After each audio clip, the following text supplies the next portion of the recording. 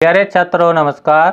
स्वागत है आप सभी का हमारे YouTube चैनल PS क्लासेस पर, जिस पर आज के वीडियो में हम बात करने वाले हैं बड़े ही दो महत्वपूर्ण टॉपिक्स के बारे में, जिनके नाम है क्रमशः क्षेत्रफल सदिश अर्थात एरिया वेक्टर और दूसरा टॉपिक आपका रहेगा घनकोण अर्थात सॉलिड एंगल। तो डियर स्टूडेंट, मैं आपको बताऊं कि क्षेत्रफल सदिश और घनकोण का जो यूज है, आपने जो आने वाले आर्टिकल्स हैं जैसे गाउस का नियम है या गाउस के नियम के कुछ एप्लीकेशंस हैं, उनमें इन दोनों का यूज देखने को मिलेगा। तो मैं कहना ही आपसे ये चाहता हूँ कि अगर आपको गाउस का नियम या गाउस के नियम से रिलेटिव जो आर्टिकल्स हैं उनको अच्छे ढंग से समझना है, तो आपको क्षेत्रफल सदिश और घनकोण के बारे में समझ रहे हैं आप, पूर्ण जानकारी होनी चाहिए, और तभी वो जैसे गाउस का नियम है या उससे रिलेटिव आर्टिकल्स हैं आपको बहुत ही ईजिली समझ में आएंगे। ठीक है, तो घबराइए बिल्कुल नहीं। आज के वीडियो में मैं आपको आशा दिलाता हूं कि 100% क्षेत्रफल सदिश क्या होता है और घनकोण क्या होता है आज बिल्कुल आपको डिटेल में बहुत ही क्लैरिटी के साथ समझाऊंगा। ठीक है, तो आपसे रिक्वेस्ट है कि आप वीडियो को पूरा देखिए और अपने आर्टिकल को आज के टॉपिक को समझते हैं। ठीक है, तो आइए शुरू करते हैं अपना पहला टॉपिक, जिसका नाम है क्षेत्रफल सदिश। तो डियर स्टूडेंट, क्षेत्रफल सदिश क्या है, तो इसको समझने से पहले अर्थात पढ़ने से पहले हम क्षेत्रफल की अगर बात करें कि क्षेत्रफल क्या होता है। ठीक है, तो जैसे आपने प्रीवियस क्लासेज में 9th में 10th में या 8th क्लासों में आपने भिन्न भिन्न आकृतियों के क्षेत्रफल ज्ञात किए होंगे। जैसे किसी ने त्रिभुज का क्षेत्रफल ज्ञात किया, आयत का क्षेत्रफल है, वर्ग का क्षेत्रफल है। ठीक है, तो वहाँ पे आपने इनके परिमाण निकाले होंगे, केवल आपने क्या फाइंड किए होंगे, केवल परिमाण यानी मैग्नीट्यूड। लेकिन वहाँ पे आपने ये नहीं पढ़ा होगा कि इस क्षेत्रफल की भी कोई डायरेक्शन हो सकती है। बात समझ रहे हैं स्टूडेंट? आपने जो पिछली क्लासों में जो त्रिभुज का क्षेत्रफल, वर्ग का क्षेत्रफल, आयत का क्षेत्रफल ज्ञात किया है, ठीक है, तो वहाँ पे आपने केवल उसके परिमाण की बात की थी, लेकिन वहाँ पे उसकी दिशा की कोई बात नहीं की थी। बात समझ में आई? अर्थात मैं कहना क्या चाहता हूँ बेटा, इधर समझिए ध्यान से, मैं कहना क्या चाह रहा हूँ। मैं एक थोड़ा रफली कार्य आपका समझाऊँ। ये रफ कार्य है, अपने आज के टॉपिक से इसका कोई संबंध नहीं रहेगा। रफ कार्य में जैसे मान लीजिए कि आपके पास ये कोई स्क्वायर है, आपके पास ये कोई स्क्वायर है और इसकी जो साइड है ये भी 2 मीटर है, ये भी 2 मीटर है, ये भी 2 मीटर है और ये भी 2 मीटर है। क्योंकि स्टूडेंट आप ये तो पहले से जानते होंगे कि वर्ग की चारों भुजाएं बराबर होती हैं। ठीक है, तो वर्ग का जो एरिया होता है बेटा, क्षेत्रफल जो होता है वो होता है भुजा की घात 2। क्या होता है? भुजा की घात 2 या साइड स्क्वायर। ठीक है स्टूडेंट, तो ए इजिकल टू आपके पास भुजा क्या है, आपके पास 2 है बेटा, कोई सी भी साइड ले रखें 2 ले रखे हैं। ठीक है, सब 2 हैं, तो हम 2 का स्क्वायर यहाँ पे कर लेंगे। ठीक है स्टूडेंट, तो ए बराबर आएगा अपने पास, यानी एरिया जो आएगा 4 मीटर स्क्वायर आएगा। बात समझ में आई?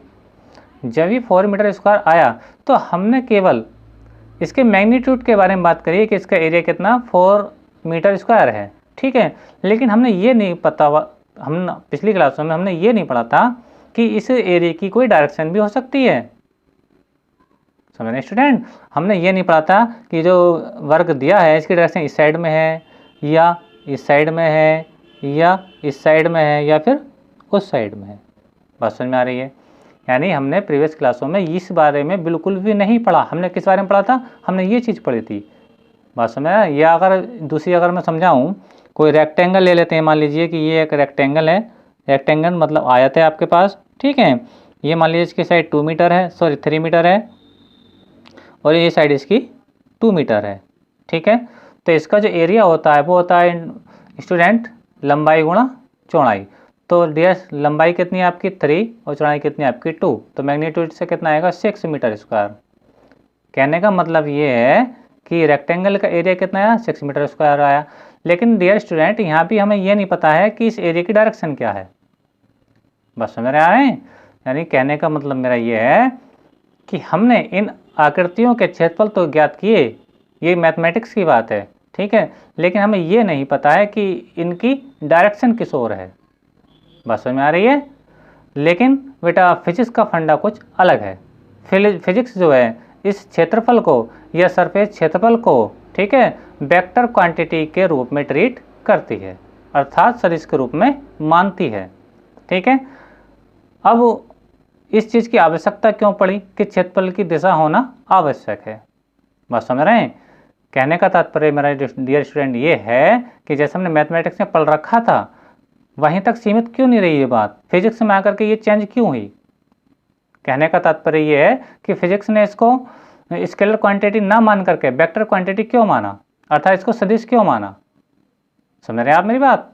सवाल तो ये है आपके पास सामने, मुख्य सवाल क्या है कि मैथमेटिक्स से हमने पढ़ा इसको केवल इसके मैग्नीट्यूड के बारे में, लेकिन फिजिक्स के बारे में पढ़ रहे हैं, मैग्नीट्यूड तो पढ़ रहे हैं, मैग्नीट्यूड के साथ साथ इसकी डायरेक्शन के बारे में भी पढ़ेंगे।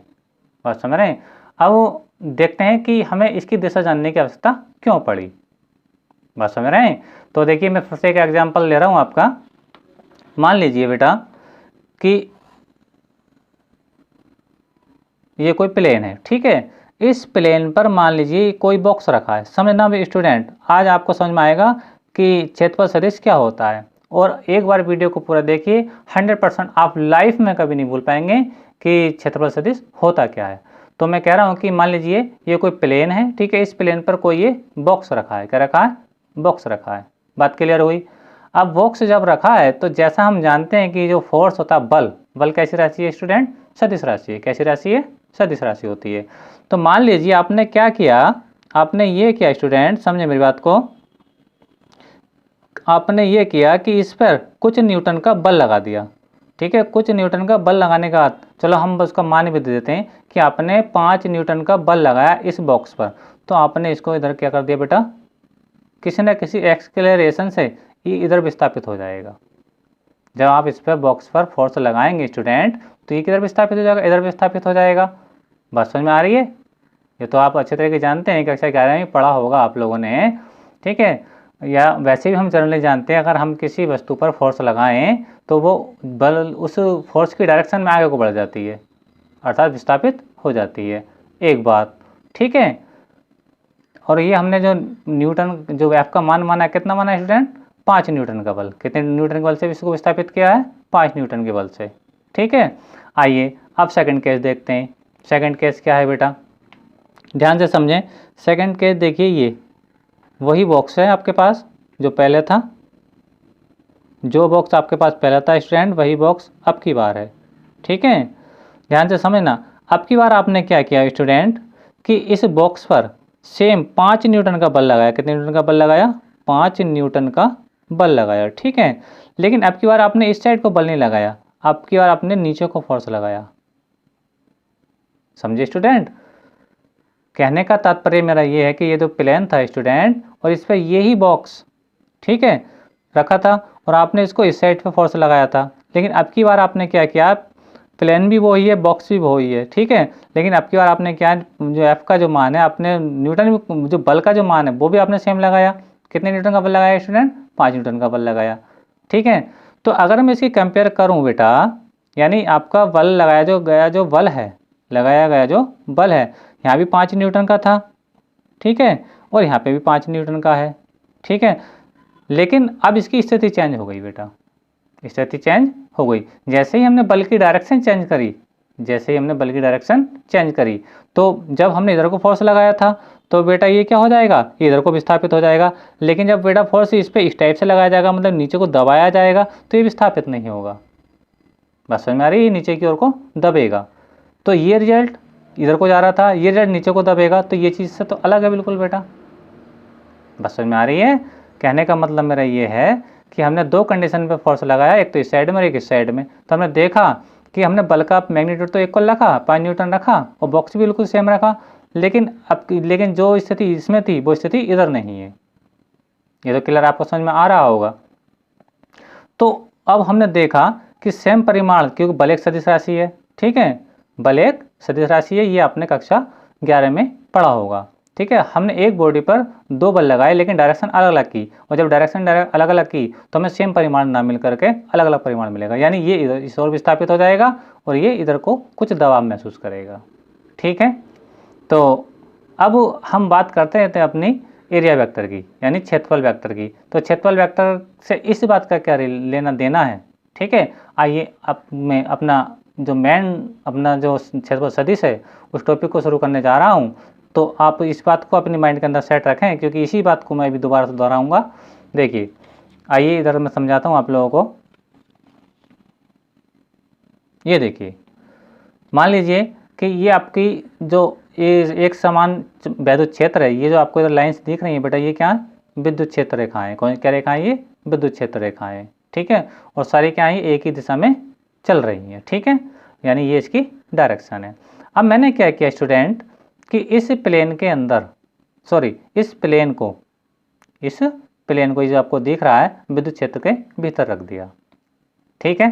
जब मैंने विद्युत क्षेत्र के भीतर रखा तो इससे रखने से क्या हुआ कि मैंने देखा कि इस प्लेन से, ठीक है, कितनी वैद्युत बल रेखाएं विद्युत क्षेत्र गुजर रही हैं बेटा? 1 2 3, यानी इस प्लेन से कितनी विद्युत क्षेत्र रेखाएं गुजर रही हैं? 3 रेखाएं गुजर रही हैं, ठीक है।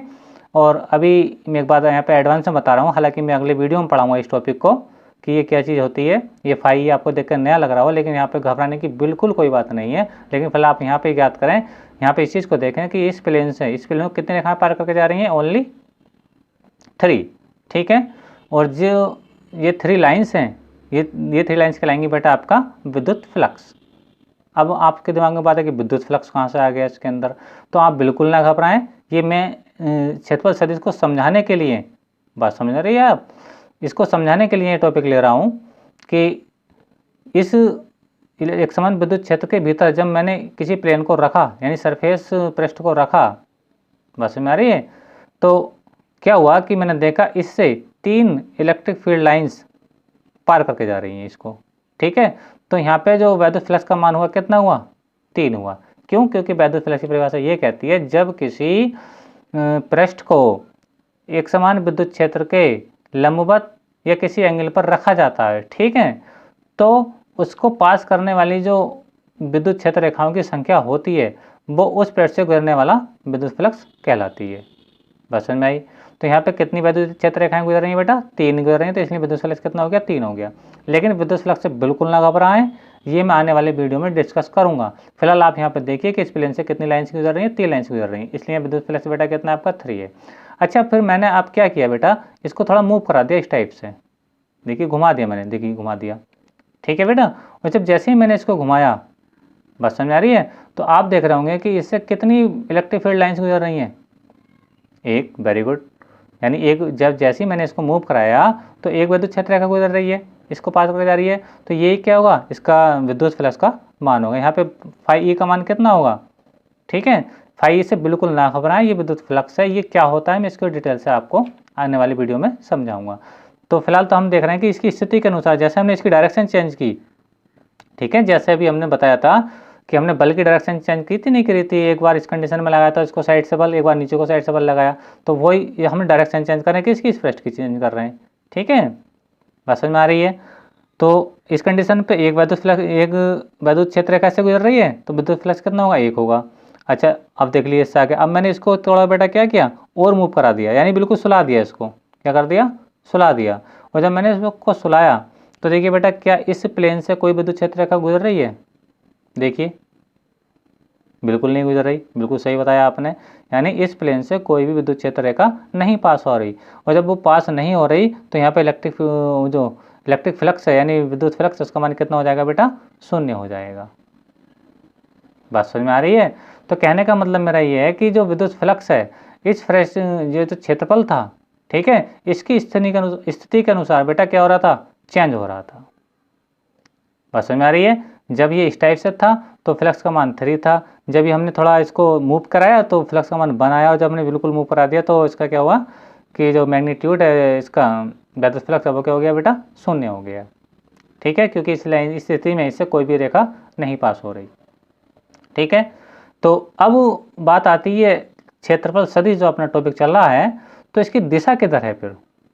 बस समझ आ रही है? मेन टॉपिक तो अपना ये है ना आज की वीडियो का, ये मैं आपको समझा रहा हूँ। तो आपके लिए क्या होना चाहिए कि ये होना चाहिए कि आपको ये पता होना चाहिए कि इसकी दिशा फिर किस ओर होनी चाहिए, ठीक है। तो किसी भी प्लेन पर मैं बताऊँ बेटा, विशेषकर 2 द्विमीय जो आकृतियाँ होती हैं 2D के रूप में अर्थात, तो उन पर जो क्षेत्रफल की डायरेक्शन होती है उस पृष्ठ के लंबवत, मान लीजिए ये प्लेन है आपका, ठीक है, और इसकी जो डायरेक्शन होगी बेटा वो इस पृष्ठ के सापेक्ष लंबवत, ये देखिए ये इसकी डायरेक्शन है, किसके सापेक्ष? इस पृष्ठ के सापेक्ष। बात समझ में आ रही है? कहने का मतलब मेरा ये है, इस क्षेत्रफल की जो यानी पृष्ठीय क्षेत्रफल की जो दिशा होगी इसके लंबवत वो किस ओर होगी, बाहर की ओर होगी। वो इस ओर को भी हो सकती है, ऐसा नहीं है कि मैं आप सोच रहे हो कि इसी ओर को इधर को भी नहीं होगी, है ना। लेकिन हमें किसी न किसी एक तरफ से लेना पड़ेगा। ठीक है, तो हम इस साइड को लेकर के चल रहे हैं कि इस पृष्ठीय क्षेत्रफल की जो डायरेक्शन होगी पृष्ठ के लंबवत बाहर की ओर होगी। बात समझ में आई? अच्छा, और इसका जो एरिया है वो कितना बेटा, ए है। कितना है, ए है। बात समझ में आ रही है? क्लियर हुई मेरी बात? इस पृष्ठ का जो क्षेत्रफल है वो ए है, ठीक है, और इसकी जो डायरेक्शन है बेटा, ठीक है, वो किस ओर है, इस ओर को है। यानी इसको हम ए वेक्टर से लिखेंगे अभी आने वाले इसी वीडियो में आगे पढ़ने वाले हैं। ठीक है, अच्छा मैं इधर की बार बात करूं तो देखिए कि यहाँ पे जो ये एरिया तो सेम है, बिल्कुल एरिया तो बिल्कुल सेम है, लेकिन जो इसका परपेंडिकुलर होगा वो किस साइड में होगा, इस साइड में। यानी जो क्षेत्रफल की जो डायरेक्शन होगी वो किस साइड में होगी, वो इस डायरेक्शन पर होगी, और ये इससे कोई ना कोई एंगल क्रिएट करा रहा होगा। ठीक है, बात समझ में आ रही है? अगली बात पढ़ते हैं बेटा। अगली बात ये है कि अगर मैं इस एरिया की बात करूं तो इसमें एरिया क्या है, एरिया तो आपका भी सेम है, यानी ए है। बात समझ में आ रही है? और अपनी बात करूं मैं क्षेत्रफल सदिश की, तो चाहे ऊपर की ओर बना लो चाहे नीचे की ओर बना लो। चलो मैं नीचे की ओर बना करके दिखाऊं आप लोगों को। ये देखिए, ये तो देखिए बेटा, ये बात समझ में आ रही है? तो ये कितने अंश का कोण बना रहा है विद्युत क्षेत्र से, 90 अंश का। चलो चाहे इस साइड को देखो चाहे इस साइड को देखो, लेकिन एंगल जो बनना है बेटा आपका 90 अंश ही बनना है, चाहे आप इस साइड को देखो या इस साइड को देखो। बात समझ में आ रही है? तो एक बार ये मैं आपको क्यों समझा रहा हूँ कि जब हम इलेक्ट्रिक फील्ड से रिलेटिव आरटी न्यूमेरिकल करेंगे तो याद रखना बेटा, जब पृष्ठ लंबवत रखा होता है, कैसा रखा होता है बेटा, लंबवत रखा होता है, तो यहाँ पे थीटा जो रहेगा, इलेक्ट्रिक फील्ड ये है और इसकी डायरेक्शन ये है। ठीक है, पृष्ठीय क्षेत्रफल की डायरेक्शन इस साइड को है और विद्युत क्षेत्र रेखा ये जा रही है, तो इसके बीच में कोई भी एंगल नहीं है, अर्थात थीटा का मान यहाँ पे क्या रहेगा बेटा, आपका 0 रहेगा। बात समझ में आई? लंबवत की कंडीशन पे आपका थीटा कितना रहने वाला है, 0 रहने वाला है। जब पृष्ठीय क्षेत्रफल विद्युत क्षेत्र के लंबवत होगा, कैसा होगा, अधिकांश बच्चे गलती कर जाते हैं कि लंबवत नाम सुनते ही थीटा 90 अंश रख देते हैं। ठीक है, लेकिन बेटा यहाँ पे केस थोड़ा अलग है, याद रखना। जब भी विद्युत फ्लक्स से रिलेटेड आप न्यूमेरिकल सॉल्व करेंगे तो लंबवत की कंडीशन पे थीटा कितना रहेगा, आपका 0 रहेगा, क्योंकि इसकी जो दिशा है, क्षेत्रफल की जो दिशा है, ठीक है, यानी सदिश क्षेत्रफल जो ए है, ये इस ई के साथ कोई भी एंगल नहीं बना रहा है। दूसरी बात, अगर हम कोई एंगल दिया है, बात समझ में आ रही है, तो फिर हम डिस्कस करेंगे उस एंगल का मान कितना दिया है। ठीक है, फिर उसमें हम 90 से सब्ट्रैक्ट करेंगे या 180 से सब्ट्रैक्ट करेंगे, वो आने वाली स्थिति पर बताया जाएगा। ठीक है, तो बिल्कुल ना घबराएं। अच्छा, अब बात आया समांतर की। जब ये इसके समांतर हो गया, सो गया बिल्कुल, तो इनके बीच में थीटा कितना होता है बेटा, 90 अंश होता है। यहाँ पे थीटा कितना रहेगा आपका, 90 अंश रहेगा। तो खास बात बेटा ये है कि इस स्थिति में थीटा कितना रहेगा आपका, 0 रहेगा। जब पृष्ठ कैसा रहेगा, लंबवत रहेगा पृष्ठीय क्षेत्रफल। ठीक है, लंबवत किससे रहेगा, विद्युत क्षेत्र के। ठीक, लेकिन जब ये इसका समांतर रहेगा तो थीटा कितना रहेगा, 90 अंश रहेगा। ठीक है स्टूडेंट, तो कहने का तात्पर्य ये है कि जब कोई पृष्ठ विद्युत क्षेत्र के लंबवत रहेगा, आप थीटा 90 अंश रखेंगे, न्यूमेरिकल को सॉल्व करेंगे। ठीक है, और जब वो समांतर रहेगा विद्युत क्षेत्र के, तो हम थीटा कितना लेने वाले हैं, 90 अंश लेने वाले हैं। ठीक है, तो कहने का मतलब मेरा ये है कि क्षेत्रफल में, ठीक है, परिमाण के साथ साथ क्या होती है बेटा, दिशा भी होती है। दिशा के साथ साथ ये चेंज हो रहा है कि नहीं हो रहा है, बात समझ में आ रही है? यानी हमने इसका एरिया बिल्कुल कांस्टेंट रखा, विद्युत क्षेत्र भी कांस्टेंट रखा। जैसा भी पिछले लेक्चर में मैंने बताया था कि बल का परिमाण भी समान था, बल का परिमाण भी इक्वल था, यानी 5 न्यूटन का था। ठीक है, लेकिन मैंने डायरेक्शन चेंज कर दी। डायरेक्शन देखो इसकी भी चेंज हुई, मैंने पहले लंबवत रखा, अब ऐसा लगा। ठीक है, जब ये लंबवत रखा तो वहाँ पे क्या, वहाँ पे की भी कंडीशन देखिए, इधर समझ लेते हैं। ये देखिए, समझे इस चीज़ को, समझना। देखो कि हमने फोर्स इधर इस पर लगाया, ठीक है, तो हमें कोई ना कोई किसी न किसी त्वरण से यानी एक्सेलरेशन से इधर जाएगा, जबकि हम फोर्स इधर को इस पर अप्लाई करेंगे नीचे की ओर को, तो इससे तो अलग ही रिजल्ट मिलेगा कि नहीं मिलेगा। तो वही चीज़ यहाँ पे है। ठीक है, यानी आपका बल बिल्कुल इक्वल है और जो आपका बॉक्स है वो भी बिल्कुल सेम है। बस में यार दोनों में 5 न्यूटन का बल है और जो आपका बॉक्स है वो भी सेम है, लेकिन इनके जो रिजल्ट मिल रहे हैं वो अलग अलग मिल रहे हैं। तो सेम कंडीशंस है, यानी विद्युत क्षेत्र भी आपका कांस्टेंट है, वैसे इसका क्षेत्रफल भी कांस्टेंट है। बात समझ में आ रही है? लेकिन हम जैसे इसकी स्थिति को चेंज कर रहे हैं, बात समझ में आ रही है, जैसे इसकी चेंज करा, इसको चेंज करा, इसको चेंज करा, तो हर बार जो हमें रिजल्ट है फाई का वो अलग अलग मिल रहा है। बात समझ में आ रही है? तो हम कहते हैं कि फिजिक्स के अंदर एरिया को एक वेक्टर क्वांटिटी के रूप में पढ़ा जाता है। ठीक है, किसी भी पृष्ठ पर, विशेषकर द्विविमीय जो 2D के रूप में होगा, तो उस पर जो लंब है, ठीक है, उसकी जो दिशा होगी पृष्ठ पर खींचे गए अभिलंब की दिशा में होगी। मान लीजिए कोई है, तो इसकी जो दिशा होगी बेटा वो किस साइड, इस साइड होगी। ये कितने भी लंब इस पर ड्रॉ किए जा सकते हैं। बात समझ में आ रही है? ये सब क्या होगी, इसकी क्षेत्रफल सदिश की डायरेक्शन होगी, जिसे हम ए नोट ए के ऊपर हम तीर का चिन्ह लगाएंगे। जैसे हम जानते हैं कक्षा कार्य में पढ़ा है कि सदिश और किसी के ऊपर वेक्टर का साइन लगाया जाता है। बात समझ में आ रही है? तो ये तो बात हुई बेटा द्विविमीय के रूप में, यानी ओपन सरफेस के रूप में, यानी खुले पृष्ठ के रूप में। लेकिन अभी हम जो पढ़ने वाले हैं बंद सरफेस के बारे में पढ़ने वाले हैं। तो बंद सरफेस के बारे में कैसे पढ़ेंगे? मान लीजिए कि ये आपके पास एक क्यूब है, ये आपके पास कोई क्यूब है, ठीक है, ये देखिए ये आपके पास कोई क्यूब है, ठीक है बेटा। तो ये तो ओपन सरफेस है, ये जितने भी हमने समतल लिए ये तो खुले पृष्ठ थे, लेकिन ये क्या बेटा बंद पृष्ठ है। क्या है? इस बंद पृष्ठ मैंने बताया था कि इस पे जो लंब की डायरेक्शन होती है वो इसकी दिशा होती है, तो लंब तो स्टूडेंट इधर को भी हो सकता है। बात समझ रहे हैं? परपेंडिकुलर तो इधर से भी इस पर ड्रॉ किया जा सकता है। जैसे मान लीजिए अगर मैं इसका फिगर कंडीशन चेंज करूं तो इधर देखिए, मान लीजिए इस पर लंब परपेंडिकुलर ये है, तो ये नीचे को भी हो सकता है, ये नीचे को भी हो सकता है, ये ऊपर को भी हो सकता है। बात समझ में आ रही है?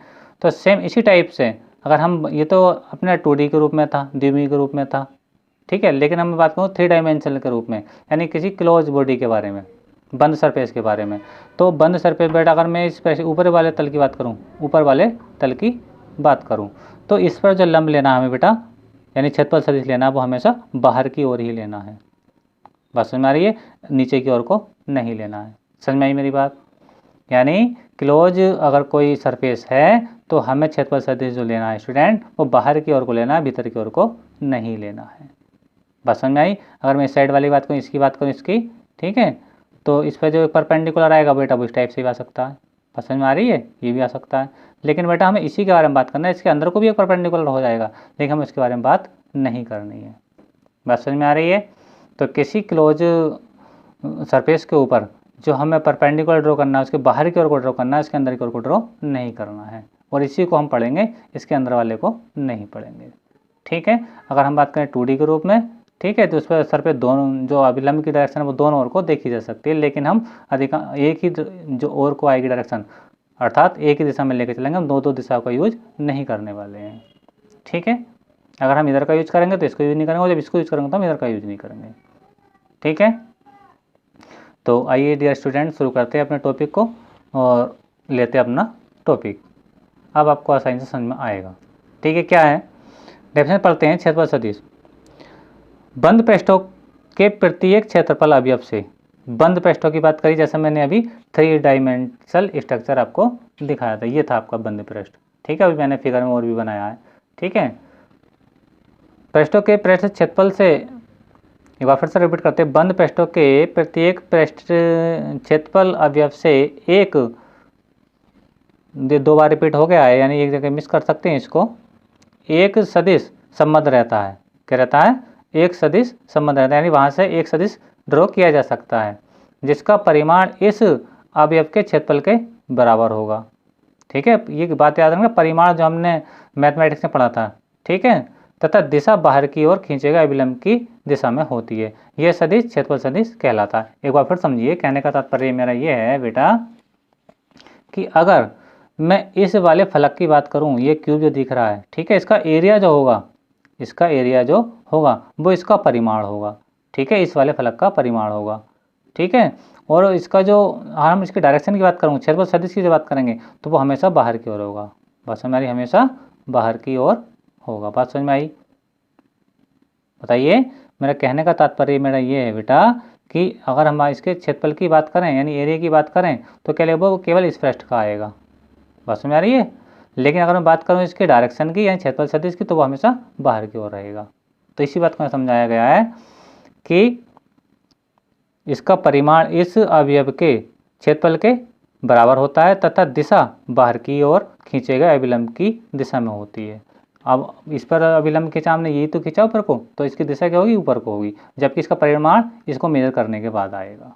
ठीक है, आकृति आपकी कैसी भी मिल सकती है, आपको स्फेरिकल भी मिल सकती है, ट्रायंगुलर भी मिल सकती है, या क्यूबिक भी हो सकती है आपकी, या रेक्टेंगुलर भी हो सकती है। ठीक है, तो मान लीजिए कि ये मैंने एक बंद सरफेस लिया है। ठीक है, क्या लिया है, बंद सरफेस। ठीक है, और जब बंद सरफेस है तो इसका तो पूरा एरिया कितना है बेटा, एस है या ए है। ठीक है, मान लीजिए पूरा एरिया क्या ए, लेकिन ये आपको दिखागा बहुत ज़्यादा डार्क हो रहा है, काला काला, बहुत ज़्यादा क्या हो रहा है बेटा, ये काला काला क्या हो रहा है, डार्क हो रहा है। तो ये पूरा एरिया तो ए है, लेकिन मैंने छोटा सा पार्ट लिया है। क्या लिया बेटा, छोटा सा पार्ट। और जब बेटा हम जब छोटा सा पार्ट लेते हैं तो हम उस छोटे से पार्ट को नाम देते हैं डी ए। क्या नाम देते हैं, डी ए नाम देते हैं। ठीक है, कहने का मतलब ये है, ये अगर पूरी बॉल है, क्या है, बॉल है, तो हमने पूरे बॉल की बात नहीं कर रहे हैं, हम देख रहे हैं इस छोटे से पार्ट पर जो ज़्यादा डार्क हो रहा है। ठीक है, तो इस छोटे से पार्ट को कहते हैं बेटा हम डी ए कह रहे हैं, इसी का ये छोटा सा पार्ट, इस बॉल का छोटा सा पार्ट डी ए है। इस डी ए पर जो इसकी दिशा होगी क्या होगी, वो बाहर की ओर होगी, अंदर की ओर भी हो सकती है, लेकिन हमें उसमें फिजिक्स में इस चीज़ को हम कंसिडर नहीं कर सकते हैं या नहीं करते हैं। हमेशा जो क्षेत्रफल सदिश की डायरेक्शन यानी है वो पृष्ठ के लंबवत बाहर की ओर ही होती है, यानी क्षेत्रफल वेक्टर जो आपका जो है हमेशा बाहर की ओर होगा। ठीक है, जहाँ एन क्या है, एन है क्षेत्रफल अवयव पर बाहर की ओर खींचे गए अभिलंब की दिशा में एकांक सदिश। एकांक सदिश क्या होते हैं बेटा, आपने पढ़ा होगा एन कैप कक्षा 11 में, है ना, बात समझ में आ रही है। तो ये तो केवल आपको कन्फ्यूज करने में कोई बात नहीं है, ये तो इसके डायरेक्शन को शो कर रहा है। ठीक है, और इसकी डायरेक्शन क्या है, इस जो ये जो छोटा सा पार्ट है इसके हमेशा बाहर की ओर को है। यानी एक एग्जाम्पल से मैं देखिए, मैं आपको दोबारा समझाने का प्रयास करता हूँ, मैं कहना क्या चाह रहा हूँ आप लोगों से। देखिए, मान लीजिए कि ये बंद सरफेस है, ये जो आपको बंद सरफेस है क्या है, वो ये है। ठीक है, और मान लीजिए कि मैं इस पर कलर कर दूँ। ठीक है बेटा, समझ में आई मेरी बात। आप देखिए मैंने इसको क्या किया है, ये आपको, ये देखिए आप समझना कि इस पर मैंने पेंट कर रखा है। ठीक है, जब पेंट कर रखा है तो इस एरिए पर जो डायरेक्शन होगी क्षेत्रफल सदिश की होगी वो हमेशा बाहर की ओर होगी। कैसी होगी, बाहर की ओर। अंदर की ओर की भी हो सकती है, आप समझना है मेरी बात, क्योंकि अंदर से बॉक्स खाली है ना गेंद, तो अंदर की ओर भी हो सकती है, लेकिन हमें जो क्षेत्रफल सदिश की दिशा लेनी होती है हमेशा बाहर की ओर लेनी होती है। कहाँ लेनी होती है, बाहर की ओर। तो देखिए वही चीज़ मैंने यहाँ पे दिखाई है। ठीक है, तो आप पढ़ लीजिए, किसी क्षेत्रफल अवयव डी ए, मैंने बताया छोटा सा पार्ट है, से संबंध क्षेत्रफल सदिश डी ए। क्षेत्रफल सदिश कैसे लिखते हैं बेटा, डी ए वेक्टर को वेक्टर से लिखते हैं, डी इसलिए संकेत कर रहा है क्योंकि हम छोटा सा क्षेत्रफल ले रहे हैं। तो डी ए इक्वल टू होता है vector D A into N cap. N cap क्या होता है, मैंने आपको बता दिया कि जहाँ एन कैप क्षेत्रफल अवयव पर बाहर की ओर खींचे गए अभिलंब की दिशा में एकांक सदिश है। ठीक है, एकांक सदिश क्या होते हैं, ये आपने प्रीवियस क्लास में कैसे कह रहे हैं पढ़ा हुआ, और नहीं भी पढ़ा है तो आप यहाँ पे कोई घबराएं नहीं। ठीक, इसका कोई विशेष यूज देखने को यहाँ पे नहीं मिलने वाला है अभी, और मिलेगा तो हम आपको ज़रूर बताएंगे। अच्छा, यदि कोई संपूर्ण पृष्ठ ए समतल है तब, ठीक है, उससे बद्ध क्षेत्रफल, यानी अभी तो हमने ये क्या लिया था, बॉल के रूप में लिया था, बॉल के रूप में। ठीक है, अब हम कोई सादा प्लेन ले रहे हैं, कोई प्लेन जैसे प्लेट होती है, बात समझ में आ रही है। प्लेन मतलब आप ये समझ लीजिए कि मेरा हाथ है, ये बात समझ में आ रही है, यानी हाथ, तो हाथ पर जो बल की डायरेक्शन है ऊपर की ओर आएगी, बस समझ में आ रही है। नीचे की ओर को भी जा सकती है, लेकिन हम जो लेते हैं बाहर की ओर को ही गणना करेंगे, नीचे की ओर गणना नहीं करेंगे। ठीक है, यानी अंदर की ओर को नहीं पढ़ेंगे, बाहर की ओर को पढ़ने वाले हैं। बस समझ में आ रही है। कहने का तात्पर्य मेरा ये है कि अभिलंब की जो दिशा हो सकती है वो हमेशा वो बाहर की ओर भी हो सकती है और भीतर की ओर भी। हम भीतर को नहीं पढ़ना, हमें पढ़ना है ये बाहर की ओर को। कहाँ पढ़ना है, बाहर की ओर को। ठीक है, तो अगर कोई खुला सरफेस है यानी द्विविमीय रूप में है, 2 डायमेंशनल, तो उसकी डायरेक्शन जो रहेगी क्षेत्रफल सदिश की वो बाहर की ओर रहेगी, इस ओर को। ठीक है, वो इस ओर को भी रह सकती है, लेकिन हमें पढ़ना एक ही डायरेक्शन पर है। ठीक है, आइए अब दूसरा टॉपिक लेते हैं अपना घन कोण, सॉलिड एंगल। ठीक है, सॉलिड एंगल क्या होता है बेटा कि मान लीजिए जैसे ये छोटा सा अभी जैसे मैंने ये बनाया था आप लोगों को, ये वो चीज़ ये है जो ये है वही है, बस समझाने का तरीका थोड़ा मैंने चेंज कर दिया है कि इस गोले के छोटे से पार्ट ने, यानी क्षेत्रफल तो पूरा ए है, पूरा क्षेत्रफल बेटा कितना है, ए है, लेकिन मैं छोटा सा क्षेत्रफल ले रहा हूँ तो क्या है बेटा, वो डी ए है। बात समझ में आ रही है। पूरा क्षेत्रफल ए, जैसे डॉग यानी कुत्ता, एक कुत्ते का बच्चा, तो बच्चे की बात कर रहा हूँ, कुत्ते की बात नहीं कर रहा हूँ। समझ आ मेरी बात अभी। तो मैंने मान लिया कि छोटा सा जो पार्ट है वो क्या है, डी ए है। तो डी ए, ये जो क्षेत्रफल है डी ए, इस गोले के केंद्र पर जो कोण बनाता है जो कोण बनाता है, वही कोण आपका क्या कहलाता है, घन कोण कहलाता है। बात समझ में आई? तो आइए देखते हैं, मैं समझाता हूँ क्या बात मैं बता रहा हूँ। किसी गोलीय पृष्ठ के सूक्ष्म अवयव द्वारा गोले के उसके केंद्र पर बनाए गए कोण को घन कोण कहते हैं। इसे ओमेगा से प्रदर्शित करते हैं। कैसे प्रदर्शित करते हैं बेटा? ओमेगा से प्रदर्शित करते हैं। ठीक है, ओमेगा है ये, डब्लू नहीं है, ओमेगा याद रखना, से प्रदर्शित करते हैं। यदि गोलीय पृष्ठ की त्रिज्या आर हो, देखिए बेटा ये आर दिख रहा है आपको, क्या ये आर है, तब उसके सूक्ष्म अवयवखंड डी ए द्वारा, मतलब ये जो छोटा सा पूरा क्षेत्रफल तो बेटा ए है, लेकिन मैं छोटा सा पार्ट ले रहा हूँ इसलिए डी ए दिखा रहा हूँ। बात समझ में आ रही है? ठीक है, डी ए द्वारा गोले के केंद्र पर आंतरिक कोण, ये बनाया गया कोण क्या होता है बेटा? होता है D A D omega D upon R square. ये घन कोण का फार्मूला आपको याद रखना पड़ेगा, और इस चीज़ का यूज हम गॉस के नियम में पढ़ने वाले हैं। ठीक है, इसका मात्रक क्या होता है बेटा? स्टेरेडियन होता है। क्या होता है? यानी घन कोण का मात्रक आपसे पूछे तो क्या होता है? स्टेरेडियन होता है। ठीक है, अच्छा ये तो बात करी मैं छोटे से पार्ट की, अब मैं बात को पूरे की बात करूँ। किसकी बात करूँ? पूरा क्षेत्रफल कितना एंगल इस पर बनाएगा। बस में ही तो देखिए, आइए पढ़ते हैं। गोले के संपूर्ण पृष्ठीय क्षेत्रफल द्वारा, यानी पूरे क्षेत्रफल द्वारा गोले के केंद्र पर बनाया गया घन कोण। अब जब देखिए हम पूरे की बात कर रहे हैं तो यहाँ से डी शब्द मैंने हटा दिया। डी शब्द आता है कई छोटी वैल्यू के लिए, जब हम कई छोटी चीज़ों को कंसीडर करते हैं तब डी से लगाते हैं, लेकिन अब तो हम पूरे क्षेत्रफल की बात करें, पूरे पृष्ठीय क्षेत्रफल की बात कर रहे हैं, तो यहाँ पे ओमेगा से काम चलेगा। ठीक है, तो यहाँ से डी हट जाएगा तो ए अपन आर स्क्वायर ये रह जाएगा। अब ये कोई गोला है तो गोले का क्षेत्रफल बेटा क्या होता है? पाई आर स्क्वायर होता है। क्या होता है? ये बराबर आपका गोले का क्षेत्रफल क्या होता है? गोले का क्षेत्रफल मैं आपको बता देता हूँ क्या होता है, पाई आर स्क्वायर होता है। बात समझ में आ रही है? ये आपने कक्षा 10 में पढ़ रखा होगा। ठीक है, तो मैंने क्या किया कि ए की जगह क्या रख दिया बेटा? पाई आर स्क्वायर रख दिया। डी शब्द क्यों हटा दिया है? क्योंकि मैं पूरे क्षेत्रफल की बात कर रहा हूँ। तो बेटा पाई से पाई यहाँ से कैंसिल आउट हो जाएगा, तो क्या बचेगा आपका? ओमेगा इजिकल टू क्या बचेगा? खटिया।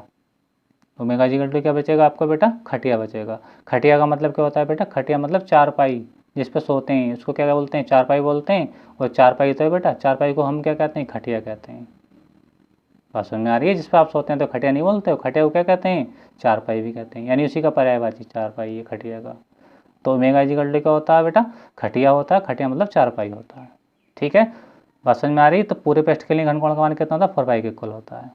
ठीक है, अगर आप दूसरी बात करें, अगर ये पृष्ठ बेटा गोल ना है, अगर ये गोल ना होकर के किसी और, आप तो गोल है तो कंडीशन ये है, अगर ये गोल ना होगा तो घन कोण कितना होता है बेटा आपका? D omega equal to D A cos theta upon R square.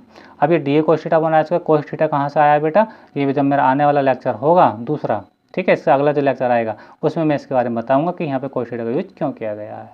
ठीक है, अब तो याद रखें कि घन कोण का इस स्थिति में जो मान होगा D A cos theta upon R square, लेकिन ये स्थिति वो रहेगी जब बेटा वो पृष्ठ गोल ना होकर के किसी और आकार का रहेगा।